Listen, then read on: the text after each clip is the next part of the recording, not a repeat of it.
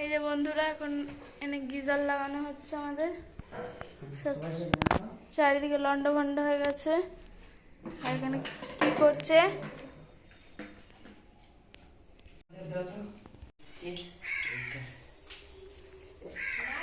বাবা, না এখানে বদমাইশি করছে। হ্যাঁ, আর এদিকে রান্না বান্নাও চেপেছে। 11টা 15 হয়ে গেল, 11টা 15 বাজছে। চশমা পরে হাঁটা চলা করতে একটু অসুবিধা হচ্ছে। তাই হোক, রান্না বান্নাও বেশ খানিকটা হয়ে গেছে। আর আমরা যেখানে যাবো বলেছিলাম যাচ্ছি না, কোথায় যাবো তাই বলারও দরকার নেই সেটা। চলো এখন এটা লাগানো হচ্ছে, হোক, তারপরে আবার ছেলেকে খাওয়ানো দাওয়ানো আছে, বদমাইশিও করছে প্রচণ্ড।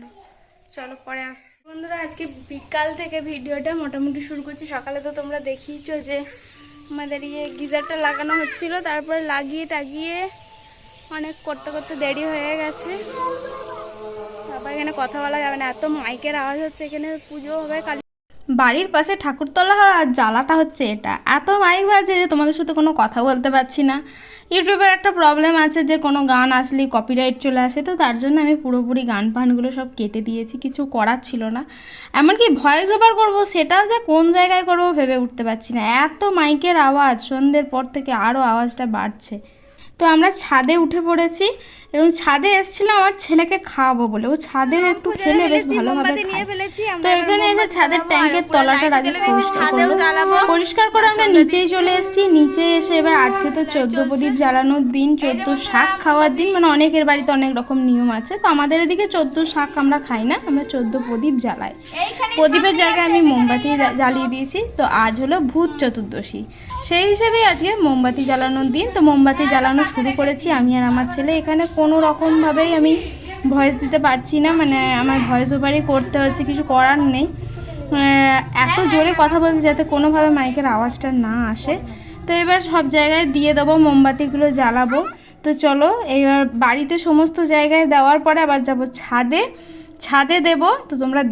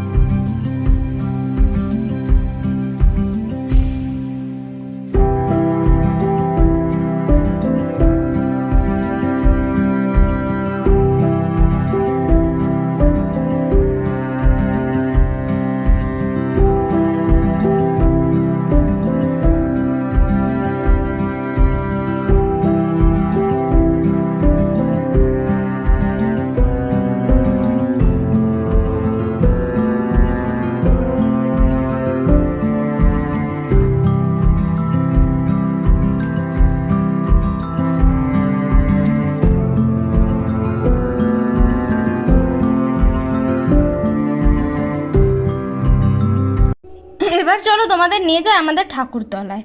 তো এই যে এখানেই কালী পুজো হয়, আমাদের বারোয়ারি তলাতেই কালী পুজোটা হচ্ছে আর কি। তো এখানে অনেক বছর ধরেই পুজোটা হয়।